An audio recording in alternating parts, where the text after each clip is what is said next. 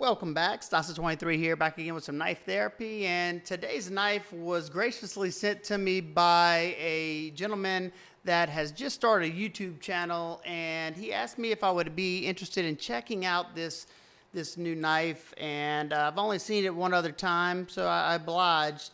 And not only did he send it to me, he sent me a card with it. And this came with the knife, and he gifted this to me. Super cool. And the gentleman's name is Hero Sticks. I will leave a link down below. Definitely go show him some love. Like I said, he's new to, he's not new to knives, but he's new to YouTube. And go check out his channel. If you like what you see, give him a sub. You know, nothing, no harm there. And if you're not subscribed to my channel and you enjoy knife content, what are you waiting for? Hit that subscribe button. If you like this video, give it a big thumbs up. If not, thumbs down works too. But what knife is this? This is Summit Knife Co. El Capitan. This is Summit Knives is a new company. They came into the scene last year with the half dome. I've reviewed the half dome on the channel. Go check it out if you haven't seen it. But this is a beast. They started out, here's the half dome for you. Look at this size difference. I guess they wanted to go in both sets. This was more of like a backpack knife for them. They're mountain theme type. And they went all out. Let me see. Yeah. Now, the designer for both of these knives are both, what is it, Tomas Rumici. I think I'm probably butchering that name. An Italian designer. And the El Capitan comes in at $277. And at this moment, you can only pick it up at this one European website, and that is Leon Shop Knives. It's Leone shopknives.com. I'm gonna leave a link down below as well. If I forget, y'all just remind me. But I don't know if they will be bringing this to the United States or not. A lot of times they will debut knives in Europe. You know, Spyderco does that a lot as well. First. Now he has all four variations. They do have four of these. And he decided to send me this one because he knows I'm a micarta fan.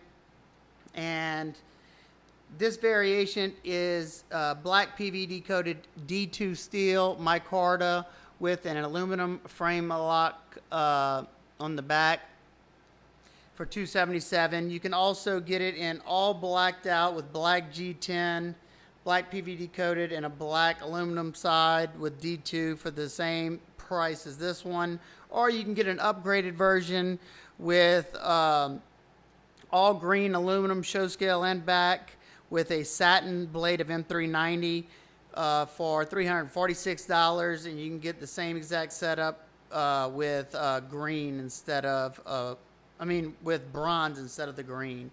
So two different variations with a D2 and M390 on both sides. The specs on this knife, this Whopper, you got a full length of 8.9 inches, so it's a big boy with a 3 3/4 inch blade, 4-inch grip area. But that big of a knife, you would think it'd be a nice chunky monkey, but it's rather thin for its size. It's only 0.52, so right above average, not much. The big measurement here, or the wide measurement here, is the width. This bad boy is 2 inches wide. That is amazing. While I'm saying that, let's see what 2 inches wide looks like in the pocket. This thing, is definitely a pocket hog, but, you know, if you're buying this, you're not worried about this. You're not worried about, you know, this being the only thing that goes in the pocket. So as you can see right here, you can maybe put a pin in here with it if you wanted to. And I'm guessing they didn't put a deep carry pocket clip on here, so you have something to pinch onto when you're pulling it out. I would rather see a deep carry clip just so you wouldn't have so much of the knife sticking out. Do have very good retention with that pocket clip. And the space on it is okay. You should be able to fit a good bit of material in there. The smooth aluminum allows it to go in and out of the pocket pretty well. Being that you have an aluminum frame lock, you do have your hardened stainless lock insert there. Let's open it up. You got that nice classic drop point blade. They did a good job on the PVD. It's not splotchy or anything. Summit Knife Co. right there, the name, the El Capitan, and I guess that's the elevation for that mountain, I guess. And you got the Fox logo, D2 steel, and the designer's name right there. You got a big old blade hole right here, like a triangle. It's been chamfered all the way around, so it's comfortable to open and easy access. You got some pretty rough jimping up here, wide spaced, 90-degree cuts. So they didn't round that off at all, which I guess, suits this knife because you want to get a nice solid lock in there, and it definitely does grip that thumb. The blade stock thickness on this bad boy is 0.16, but even though it's got a chunky blade stock, you got such a high flat grind on here that it comes down to a nice thin edge right here. And I measured this one, and it's around 15 thousandths from here to here, and then it gradually goes up to 19 thousandths. So it's got to be a good cutter. Let's close it up. Deployment. Let's see. Sometimes I can spidey flick it. Yeah. Give it a little bit of wrist, not much, but it's very smooth to open. It is riding on phosphor bronze washers. Now the websites say that it's bearings, but I don't see any ball bearings. It looks like flat washers. I could be wrong. If I am and somebody's opened this thing up and it is bearings, please correct me down. I'll pin your comment. Got a really nice detent. It's not overly strong, but it has a positive click in it. No slop. Let me make sure. No, I don't think that's slop. I just think it's a big old blade. Good blade to handle ratio. You can't come in contact with that tip in the closed position, and you can't come in contact with the blade in the closed position. Centered. And this thing has, when I say bank vault lock, I mean, I cannot muscle anything up or down, left or right. Very nice. Access to that lock bar. It is flush with the lock side. They have put a little chamfer in there. So it is a little tough to get your thumb in there. My preferred method is doing the claw, where you just kind of put your finger in there and pull it while you close the knife. My fingerprints, sorry about that. Your hardware, you got a decorative pivot that matches with the clip screw, T8 on the pivot and the clip screw, and T6 on the body screws. It is tip up, left or right hand carry. So thinking about the lefties, you got, I'm guessing that's an aluminum backspacer right there. Let's see, where's my magnet at? Here's a magnet. Yeah. Well, it's either aluminum or titanium, but I would think that they would go with aluminum since this is aluminum, so it matches nicely. Your backspacer, you got a geared pattern on here that does have some texture, but you don't feel it in the open position. Let's see. Turn it up. In the inside, I don't know if you'll be able to see this or not, but it does have, let's see, can you see that? It does have a stainless steel like insert in here that goes to about, it's hard to see. Let me look at it off camera. I was looking at it earlier. Yeah, it goes to about right here for that washer to ride on it, so it's not riding on the micarta. And then you don't have any weight relieving in here, but it's not overly heavy for how big this knife is. Now, I will say I didn't get to cut anything with it because, like I said, it's not my knife. I want to keep it as pristine as it came to me. But the way this handle comes down like this is my favorite style of handle, where it arcs like that, so it really, it molds with the contours of your hand. And for this thing, being totally flat scales with just these deep chamfers going around, I will say I bet this thing would be super comfortable in, harder, heavier tasks, but I can't say that for certain because I haven't put it through the test I normally do. Let's see. Let's get some size comparisons and we'll check out the weight on this bad boy. Now I had to go through my knives and try to find something that was either bigger than this or close to the same size, and I don't have a whole lot because it's usually not my thing, but I do have a few. And the first one that I have that's actually bigger than this is the Cold Steel 4 Max Scout. And as you can see, the 4 Max Scout is a good bit bigger. But one that is very comparable in size and a good competitor for it is the Cold Steel 8010. I've been really enjoying this 8010. But as you can see, the 8010 is about the same exact size. 8010 might be even a hair longer. It definitely has a longer handle, but they feel about the same in handle, being that they both have these this little hook like that. Let's see, what else do I have right here? Got the Spyderco Military, which is also a little bit longer. Not by much though. And another good size length comparison is the PM2. So the PM2 is a little bit shorter, the Military is a little bit longer. But neither one of them is close to the width of this bad boy. And two more last ones, just being that this knife is not really known by many. Another Cold Steel, the Cold Steel Recon 1, another great size comparison as far as the length department goes, and the Ontario Rat Model 1. Another D2 knife right there.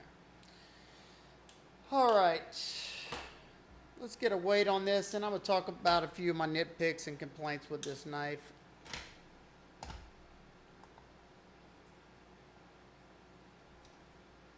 5.88 ounces, not bad at all for the sheer robustness of this knife.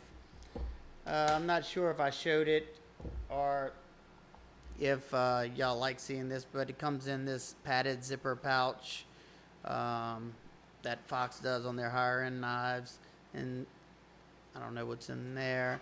And I don't know if I showed the box in the beginning. I've had to shoot this twice because I'm shooting this right now during Hurricane Delta. I live in Louisiana, and it's hitting us right now. So the power shut off the first time, and my generator just kicked on. All right.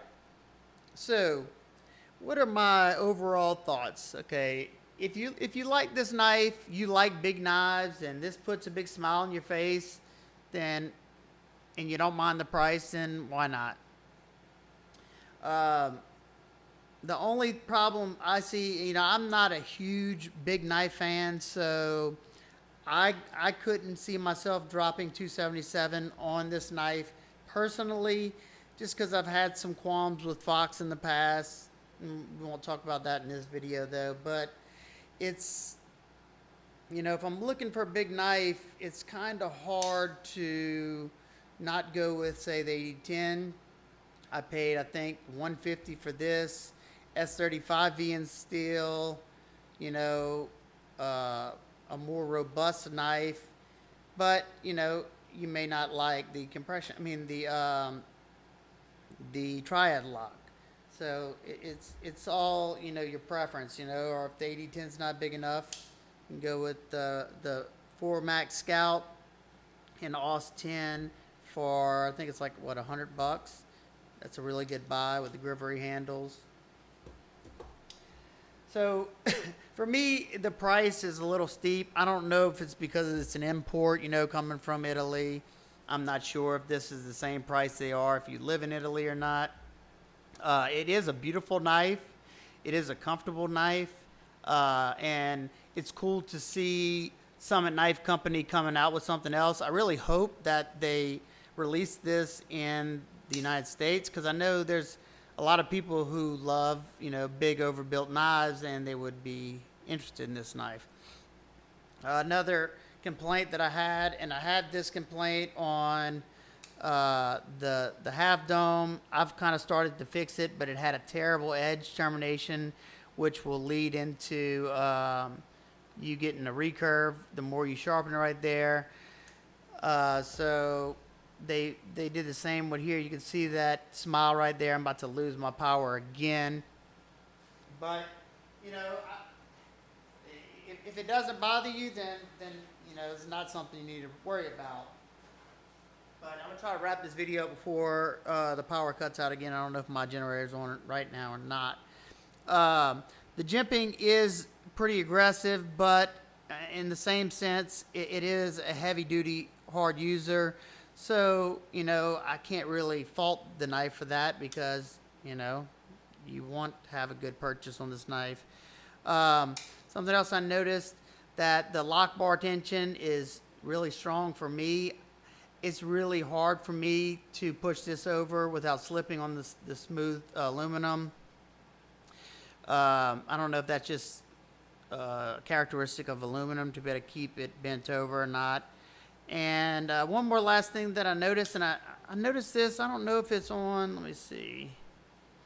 Yep, they did this here. I don't know if this is a Fox thing, but let's see if I have something I can point to.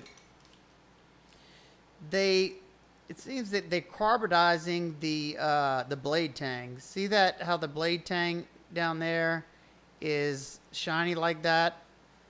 Not sure why they're carbonizing it. I don't know if they get lock stick or something on there. You shouldn't with the hardened steel insert. But they did that on this one too. They carbonized the blade tang on there.